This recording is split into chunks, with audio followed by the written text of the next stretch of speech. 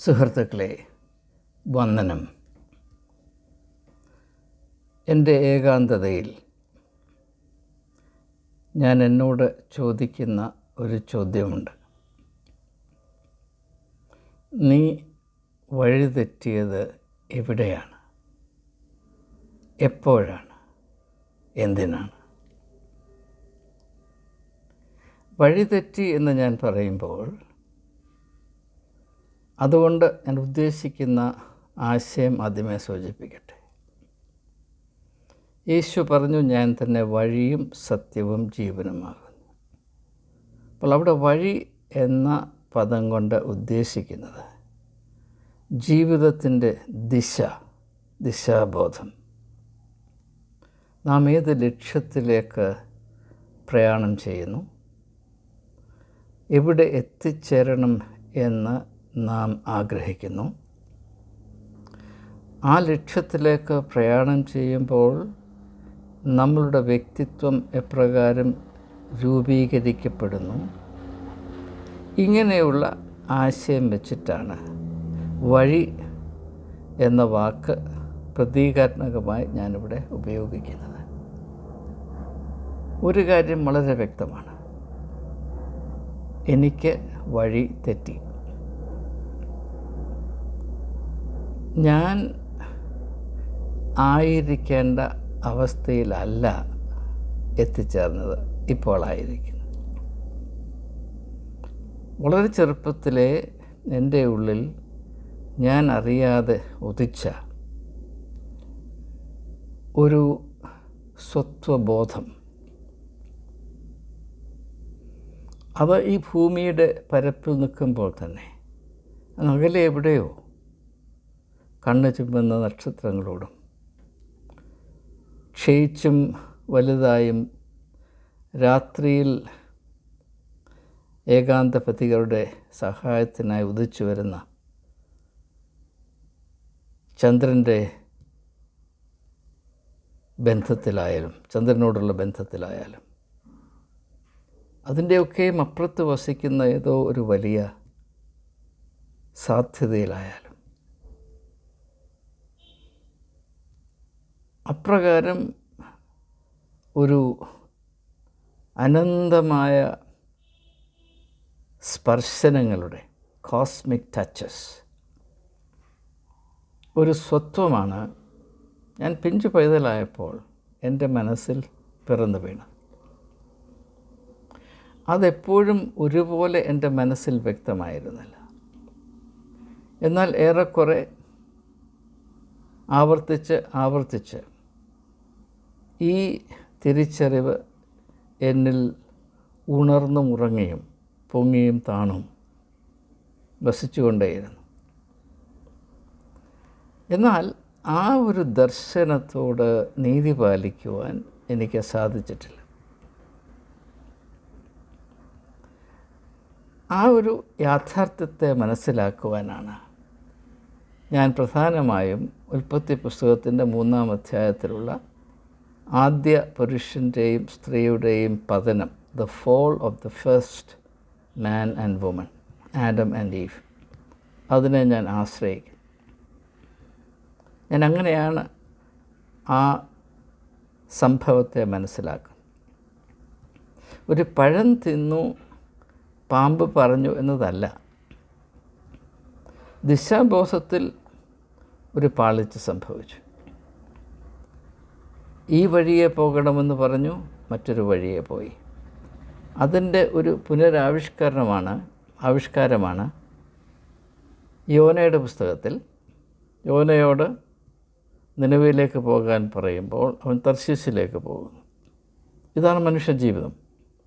നമുക്ക് പോകേണ്ടത് നിനവയിലേക്കാണ്. പക്ഷേ നാം മനഃപൂർവ്വം തിരഞ്ഞെടുക്കുന്ന കപ്പലുകൾ തർശീസിലേക്കാണ് പോകുന്നത്. ഈ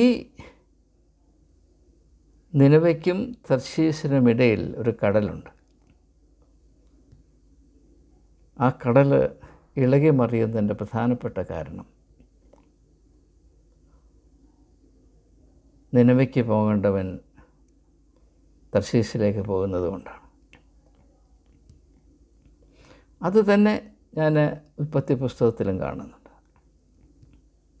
ഒരു പ്രത്യേകമായ വിധത്തിൽ ജീവിക്കുവാനും അധ്വാനം ചെയ്യുവാനും ദൈവത്തോട് ബന്ധം പുലർത്തുവാനും തൽഫലമായി അത്യുജ്വലമായ ഒരു വ്യക്തിത്വം പ്രാപിപ്പാനുമായി ദൈവം വിഭാവന ചെയ്ത് സൃഷ്ടിക്കുകയും തോട്ടത്തിലാക്കി വയ്ക്കുകയും ചെയ്ത സ്ത്രീയും പുരുഷനും അവരുടേതായ മറ്റൊരു വഴി തിരഞ്ഞെടുക്കുകയാണ്. ആ വഴിയിൽ കൂടെ സഞ്ചരിക്കുമ്പോൾ അവരുടെ തനതായ വ്യക്തിത്വത്തിനോട് നീതി പാലിക്കാൻ കഴിയാതെ മറ്റെവിടെയൊക്കെയോ ചെന്ന് മുട്ടുകയാണ്. യേശുവിൻ്റെ ഉപമയുടെ ഭാഷയിൽ പറഞ്ഞാൽ നഷ്ടപ്പെട്ടുപോയ മുടിനാപുത്രൻ എന്ന് പറയുന്ന നഷ്ടപ്പെട്ടുപോയ മകൻ്റെ ഉപമയുടെ ഭാഷയിൽ പറഞ്ഞാൽ ഭവനത്തിൽ വസിക്കേണ്ടവൻ അങ്ങ് ദൂരദേശത്തേക്ക് എങ്ങോട്ടൊക്കെ പോവുകയാണ്. എന്തിനെയൊക്കെ തേടി. പലപ്പോഴും നല്ല ഉദ്ദേശത്തോടുകൂടെ ആയിരിക്കാം, പക്ഷേ ദൂരദേശത്തേക്ക് തന്നെയാണ് യാത്ര. ഇതാണ് മനുഷ്യ ജീവിതത്തിൻ്റെ ഏറ്റവും കാതലായ സത്യം. ഈ സത്യത്തെ ഓർമ്മിപ്പിക്കുന്നതിന് വേണ്ടിയാണ് യേശു തന്നെ വഴിയായി, വഴിയും സത്യവും ജീവനും, യോഹന്നാൻ്റെ സുവിശേഷം 14-ാം അധ്യായത്തിൻ്റെ 6-ാം വാക്യം, വഴിയായി അവതരിപ്പിക്കുന്നു. നിങ്ങൾ ഏത് വഴിയാണ് സഞ്ചരിക്കുന്നത്? ഇതാണോ നിൻ്റെ വഴി? നീ സഞ്ചരിക്കേണ്ട വഴി ഇതാണോ? ലോകത്തിലുള്ള എല്ലാ വ്യക്തികളുടെയും, അവർ അവരെപ്പറ്റി സത്യസന്ധരാണെങ്കിൽ, ലോകത്തിലുള്ള എല്ലാ വ്യക്തികളുടെയും അവസ്ഥയുടെ സത്യം എന്താണ്? യാഥാർത്ഥ്യം എന്താണ്? അവർ സഞ്ചരിക്കേണ്ട വഴിയെ അല്ല അവർ സഞ്ചരിക്കുന്നത്. എന്ന് പറയുമ്പോൾ എല്ലാവരും അസന്മാർഗത്തിൻ്റെ വഴി നടക്കുന്നതെന്നല്ല ഞാനീ പറയുന്നത്. ഇപ്പോൾ ഞാനിവിടെ തിരുവനന്തപുരത്താണ് താമസിക്കുന്നത്. എനിക്ക് കൊല്ലത്ത് പോകണം, പക്ഷേ ഞാൻ കന്യാകുമാരിക്ക് പോകുന്ന വണ്ടിയിലാണ് കയറിയിരിക്കുന്നത്. ഇത്രയേ ഉള്ളൂ, മറ്റു പ്രശ്നമൊന്നുമില്ല. പ്രശ്നം ഇത്രയേ ഉള്ളൂ. ഒരിക്കലും ഞാൻ കൊല്ലത്തെത്തുകയില്ല. ഞാൻ കന്യാകുമാരിയിലെത്തിയെന്നിരിക്കും. ബസ്സിന് അപകടം വന്ന് വഴി വെച്ച് അത്യാഹിതം വന്നില്ല എങ്കിൽ. അപ്പോൾ നാം എത്തേണ്ടിടത്ത് എത്തുന്നില്ല. ഈ ഒരു വലിയ ഭാരം, ഈ ഒരു വലിയ ഉള്ളിലെ വ്രണം, ഈ തിരിച്ചറിവിൻ്റെ വേദന, അത് നമ്മളിൽ ഉണ്ടാക്കുന്ന ഇച്ഛാഭംഗങ്ങൾ, നമ്മളെപ്പറ്റിയുള്ള അപകർഷതാബോധങ്ങൾ, ഇങ്ങനെ എടുക്കാൻ വയ്യാത്ത ഭാരം പേറിക്കൊണ്ടാണ് ലോകത്തിലുള്ള എല്ലാ വ്യക്തികളും സഞ്ചരിക്കുന്നത്, വസിക്കുന്നത്. എന്നാൽ ഈ സത്യം തുറന്നു പറയുവാൻ ആർക്കും സ്വാതന്ത്ര്യമില്ല. എൻ്റെ അവസ്ഥ ഇതാണ് എന്ന് സത്യസന്ധമായി പറയുവാൻ ആർക്കും സ്വാതന്ത്ര്യമില്ല. മനുഷ്യൻ്റെ സ്വാതന്ത്ര്യരാഹിത്യത്തിൻ്റെ ഏറ്റവും അടിത്തറയിൽ സ്ഥിതി ചെയ്യുന്ന ഒരു അവസ്ഥയെപ്പറ്റിയാണ് ഞാനിപ്പോൾ സൂചിപ്പിക്കുന്നത്. അപ്പോൾ അതുകൊണ്ട് ഈ ഒരു യാഥാർത്ഥ്യം, നാം സഞ്ചരിക്കേണ്ട വഴിയല്ല നാം സഞ്ചരിക്കുന്നത്. യേശു തന്നെ പറഞ്ഞല്ലോ, 2 പാതകൾ നിങ്ങളുടെ മുമ്പിലുണ്ട്. ഒരു പാത ഇടുങ്ങിയതാണ്, മറ്റേത് വിശാലമാണ്. വിശാലമായ പാതയിൽ കൂടെയാണ് ലോകത്തിൽ ബഹുഭൂരിപക്ഷം ആളുകളും സഞ്ചരിക്കുന്നത്. എന്നാൽ ഇടുങ്ങിയ പാതയിൽ കൂടെ നടക്കുമ്പോൾ മാത്രമാണ് നിങ്ങൾ ആയിത്തീരേണ്ടതുപോലെ ആയിത്തീരുന്നത്. വിശാലമായ പാതയിൽ കൂടെ സഞ്ചരിക്കുമ്പോൾ കുറച്ച് കാലത്തേക്കെങ്കിലും അതിൻ്റേതായ ഒരാഹ്ലാദവും ഒരഭിമാനവും ഒരു തിമിർപ്പും അനുഭവിക്കാൻ കഴിയും, യാതൊരു സംശയമില്ല. എന്നാൽ ആ യാത്ര തുടരുമ്പോൾ അടിക്കടി നമ്മുടെ മനസ്സിൻ്റെ അടിത്തട്ടിൽ നിന്ന് ഏതോ ഒരു പുഴു നുരയ്ക്കുന്നത് പോലെ ഒരു തിരിച്ചറിവ് നമ്മെ അലട്ടിക്കൊണ്ടേയിരിക്കും. ഇതല്ല വഴി. ഈ വഴിയെ പോയാൽ യഥാർത്ഥത്തിൽ നീ ആരാകുന്നു ആ അവസ്ഥയിൽ നിനക്ക് എത്തിച്ചേരുവാൻ സാധ്യമല്ല. നിൻ്റെ ഭവനത്തിലേക്കുള്ള വഴിയല്ല ഇത്. ഭവനം എന്താണ്? മനുഷ്യൻ്റെ യഥാർത്ഥത്തിലുള്ള സ്വത്വമാണ് അവൻ്റെ ഭവനം. നാം ഈ ലോകത്തിൻ്റെ ഭാഷയിൽ ചിന്തിക്കുമ്പോൾ ഭവനമെന്ന് പറഞ്ഞാൽ നാം കല്ലും കട്ടയും കൊണ്ടുണ്ടാക്കുന്നു, സിമെൻറ്റ് കൊണ്ടുണ്ടാക്കുന്നു, അല്ല മൂടി പിടിപ്പിച്ച മാർബിൾ കൊണ്ടുണ്ടാക്കുന്നു, ഗ്രാനൈറ്റ് കൊണ്ടുണ്ടാക്കുന്നു, അങ്ങനെ ഉണ്ടാക്കുന്നു ആ ഭവനം. ഞാൻ ആ ഭവനത്തെപ്പറ്റിയല്ല പറയുന്നത്. ആത്യന്തികമായി പറയുമ്പോൾ എൻ്റെ ഭവനം എൻ്റെ യഥാർത്ഥ വ്യക്തിത്വമാണ്. പക്ഷേ ആ യഥാർത്ഥ വ്യക്തിത്വം എന്താണ് എന്ന് എനിക്ക് തിരിച്ചറിയുവാൻ ഒറ്റ മാർഗ്ഗമേ ഉള്ളൂ. എന്നെ സൃഷ്ടിച്ച ദൈവത്തിൻ്റെ കണ്ണിൽ കൂടെ നോക്കുമ്പോൾ മാത്രമേ ഞാൻ യഥാർത്ഥത്തിൽ ആയിരിക്കേണ്ടിയിരുന്നു, what is a sort of person I should have been or I ought to be എന്നെനിക്ക് മനസ്സിലാകുകയുള്ളൂ. അത് മനസ്സിലാകാതെ ഞാൻ എങ്ങനെയാണ് ഏത് വഴി തിരഞ്ഞെടുക്കണം, ഏത് വഴിയെ സഞ്ചരിക്കണം എന്ന് തീരുമാനിക്കേണ്ടത്. ഇനിയും ഒരു നിമിഷത്തെ കൂടെ നമുക്ക് ഏദൻ തോട്ടത്തിലേക്ക് തിരിച്ചു പോകാം. അവിടെ ഹവ്വായെ സമീപിക്കുന്നത് ഒരു സർപ്പമാണ്, പാമ്പാണ്. എന്താണ് ഈ പാമ്പ്? ഞാൻ ഗ്രീക്ക് സാഹിത്യവും യവന സാഹിത്യവും ദാർശനികതയും ചരിത്രവും സംസ്കാരവും മിത്തോളജിയും ഒക്കെ പഠിച്ച ഒരു വ്യക്തി എന്ന നിലയിൽ ഞാൻ മനസ്സിലാക്കിയിട്ടുള്ളത്, പുരാതന കാലത്ത് സർപ്പത്തെ ലോക ജ്ഞാനത്തിൻ്റെ പര്യായമായിട്ടാണ് മനുഷ്യൻ മനസ്സിലാക്കിയിരുന്നത്. Snake was the symbol of wisdom. Greek പശ്ചാത്തലത്തിൽ, യവന സംസ്കാരത്തിൻ്റെ പശ്ചാത്തലത്തിൽ സർപ്പത്തിന് രോഗശാന്തി നൽകുവാനുള്ള കഴിവുണ്ടായിരുന്നു. അതുകൊണ്ടാണ് WHO ആ എംബ്ലത്തിൽ 2 പരസ്പരം ഇൻ്റർട്വൈൻ ചെയ്ത് നിൽക്കുന്ന സർപ്പങ്ങളെ കാണിച്ചിരിക്കും. അതിൻ്റെ ആവിർഭാവം ഗ്രീക്ക് സംസ്കാരമാണെന്ന് ഒരു പക്ഷേ ഡോക്ടേഴ്സിന് അറിഞ്ഞുകൂടായിരിക്കും. അപ്പോൾ ഈ അറിവ്, മനുഷ്യൻ 2 തരത്തിലുള്ള അറിവുണ്ട്. ഈ ലോകം നൽകുന്ന, മനുഷ്യൻ അന്വേഷിച്ച് കണ്ടുപിടിച്ച് അവൻ തന്നെ സൃഷ്ടിക്കുന്ന അറിവുകളുടെ ഒരു ലോകമുണ്ട്. അതിനെ തുച്ഛീകരിക്കാൻ ഞാൻ തുനിയുന്നില്ല. അതിന് അതിൻ്റേതായ വിലയും അതിൻ്റേതായ സ്ഥാനമുണ്ട്. പക്ഷേ അതിനപ്പുറത്ത് മറ്റൊരു അറിവുണ്ട്. അത് ഉയരത്തിൽ നിന്ന് പ്രാപിക്കേണ്ട അറിവ് തന്നെയാണ്. ആ അറിവ് റിസർച്ച് കൊണ്ട് മനുഷ്യന് പ്രാപിപ്പാൻ സാധ്യമല്ല. അത് റെവലേഷനിൽ കൂടെ, വെളിപ്പാടിൽ കൂടെ മാത്രം പ്രാപിക്കേണ്ടതാണ്. അങ്ങനെ ഒരു അറിവുണ്ട്, പരിജ്ഞാനമുണ്ട് എന്ന് ഞാൻ ആത്മാർത്ഥമായിട്ട് വിശ്വസിക്കുന്നു.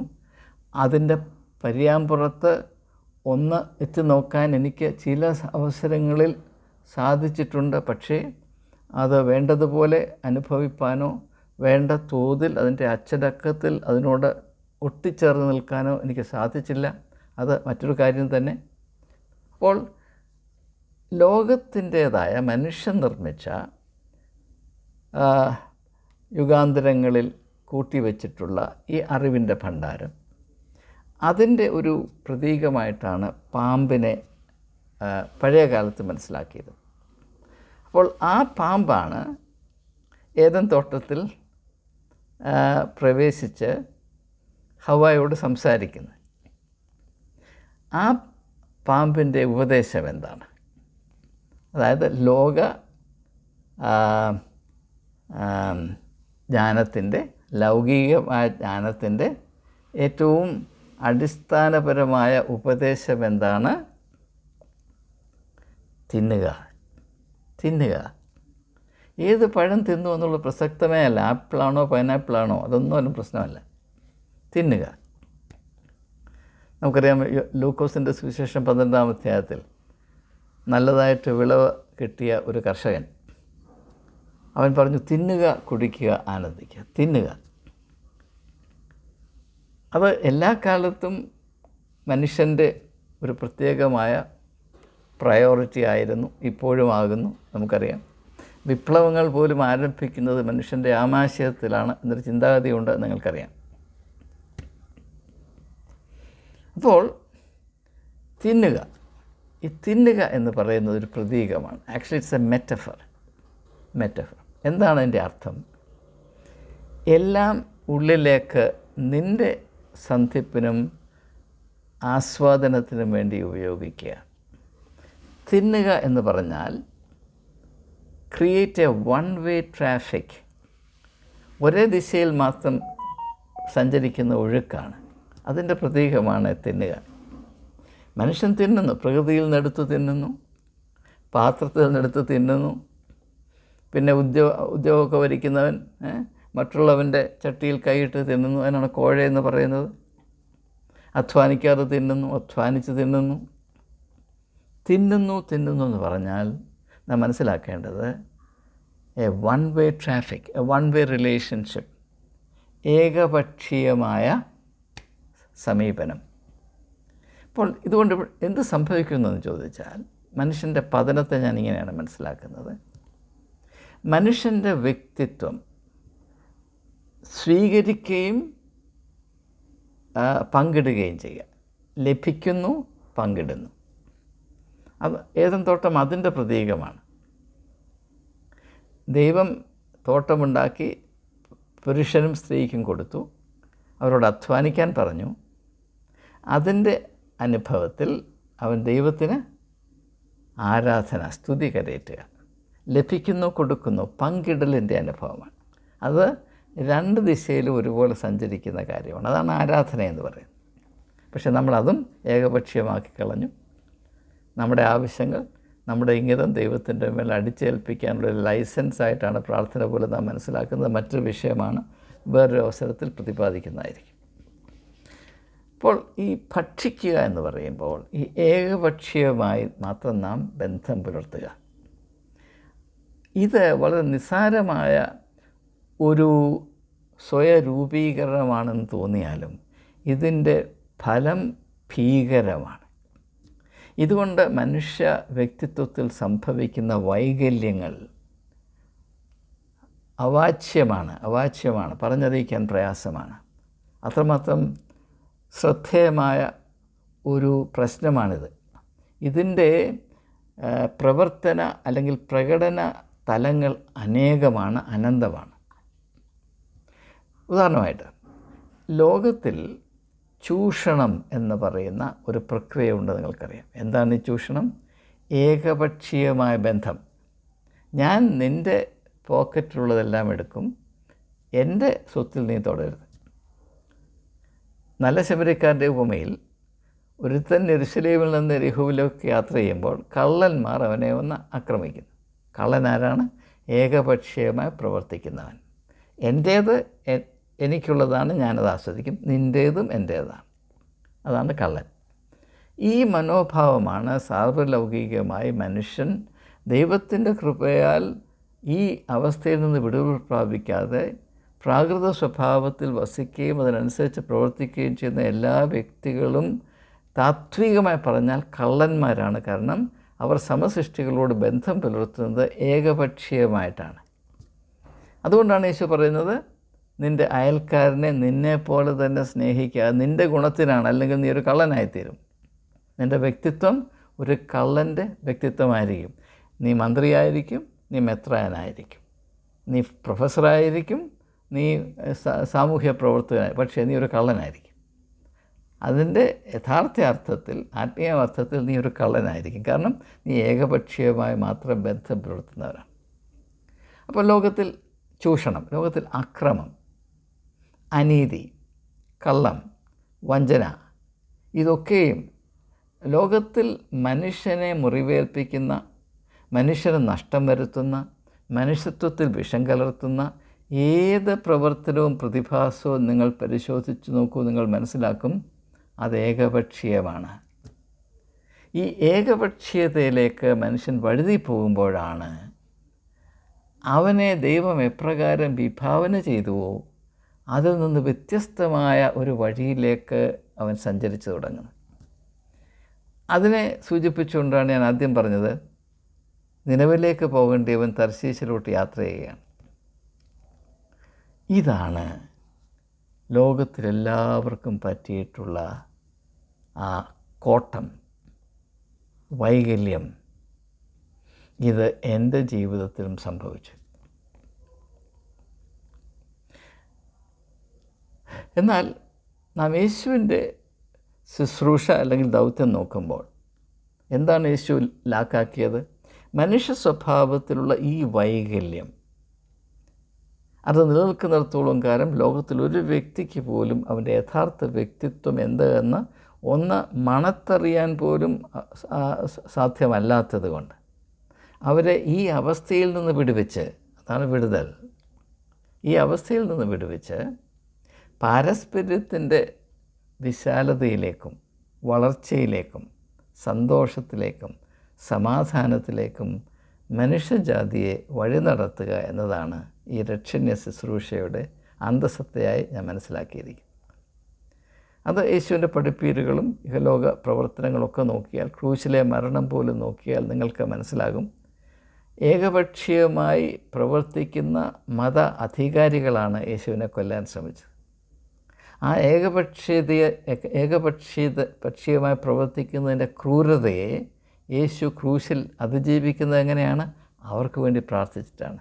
പിതാവേ, ഇവർ ചെയ്യുന്നത് എന്തെന്നറിയാൽ അവരോട് ക്ഷമിക്കണം. അതാണ് ഏകപക്ഷീയമായി മാത്രം പ്രവർത്തിക്കാൻ അറിയാവുന്ന മനുഷ്യൻ്റെ ക്രൂരവും കാടത്തരം നിറഞ്ഞതുമായ സ്വഭാവത്തെ ക്രൂശിൽ നിന്ന് വീണ്ടെടുക്കുവാൻ യേശു ചെയ്യുന്നത് എന്താണ്? ഈ ഏകപക്ഷീയതയെ രൂപാന്തരപ്പെടുത്തുന്നതിന് വേണ്ടി ദൈവത്തിൻ്റെ ഏകപക്ഷീയത അതിന് ബദലായി നൽകുകയാണ്. എന്താണ്? മനുഷ്യൻ്റെ ഏകപക്ഷീയതയിൽ അവൻ്റെ ലാഭവും അവൻ്റെ നേട്ടവും നോക്കുകയും അതിനുവേണ്ടി എന്തക്രമവും ചെയ്യുവാൻ തയ്യാറാകുകയും ചെയ്യുമ്പോൾ, ദൈവത്തിൻ്റെ ഏകപക്ഷീയത എന്താണ്? മനുഷ്യനെ ഈ അധപ്പതിച്ച അന്ധകാരം നിറഞ്ഞ അവസ്ഥയിൽ നിന്ന് വിടുവിക്കുവാൻ ദൈവം എല്ലാം നൽകുന്നു. അതുകൊണ്ടാണ് യേശു പറഞ്ഞ മനുഷ്യപുത്രൻ ശുശ്രൂഷ ചെയ്യിപ്പാനല്ല, ശുശ്രൂഷ ചെയ്യുവാനും അനേകർക്ക് വേണ്ടി തൻ്റെ ജീവനെ മറുവിലയായി കൊടുപ്പാനും അത്രേ വന്നത്. ആ ഒരു തരത്തിൽ, ആ ഒരു വഴിയിൽ നാം സഞ്ചരിക്കുമ്പോൾ നമ്മുടെ വ്യക്തിത്വത്തിന് അവർണ്ണനീയമായ ഒരു രൂപാന്തരം സംഭവിക്കുന്നു. നാം യഥാർത്ഥത്തിൽ നാമായി മാറുന്നു. അതുവരെയും നാം ആ ഒരു സ്ഥിതിയിലെത്തുന്നത് വരെയും നാം മനുഷ്യരല്ല, നാമല്ല. നാം എന്തായി തീരണമായിരുന്നുവോ, നമ്മെ എപ്രകാരം ദൈവം വിഭാവന ചെയ്തുവോ അതിൻ്റെ ഒരു പേക്കോലം മാത്രമാണ്. അതാണ് ഞാൻ പറഞ്ഞത്. ഞാൻ ഏകാന്തമായിരിക്കുമ്പോൾ എന്നെ അലട്ടുന്ന ഒരു തിരിച്ചറിവുണ്ട്. എവിടെയോ എനിക്ക് വഴി തെറ്റിയിട്ടുണ്ട്. ഞാൻ ആകേണ്ടതുപോലെ ആയിത്തീരുവാൻ നാളിതുവരെയും എനിക്ക് കഴിഞ്ഞിട്ടില്ല. അതിൻ്റെ മർമ്മം ഞാനിപ്പോൾ ഏതാണ്ട് തിരിച്ചറിയുന്നുണ്ട്. പക്ഷേ നഷ്ടബോധത്തോടുകൂടെയാണ് ഞാനത് തിരിച്ചറിയുന്നത്. ജീവിതത്തിൻ്റെ സായാഹ്നത്തിൽ മാത്രമാണല്ലോ ഇത് എനിക്ക് മനസ്സിലാക്കാൻ കഴിഞ്ഞത്. എന്നാലും ഞാൻ ദൈവത്തെ സ്തുതിക്കുന്നു. കാരണം ഈ അവസരത്തിലെങ്കിലും രാത്രി അതിൻ്റെ പൂർണ്ണ ഭാരത്തോടെ എൻ്റെ മേലിറങ്ങുന്നതിന് മുൻപെങ്കിലും കണ്ണു തുറക്കുവാൻ കൃപ ലഭിച്ചല്ലോ എന്നോർത്ത് ഞാൻ ദൈവത്തെ സ്തുതിക്കുന്നു. എൻ്റെ ഒരു ചെറിയ സാക്ഷ്യമായി നിങ്ങളിത് പരിഗണിക്കണം എന്ന് മാത്രം അഭ്യർത്ഥിച്ചുകൊണ്ട് വാക്കുകൾ ഉപസംഹരിക്കുന്നു.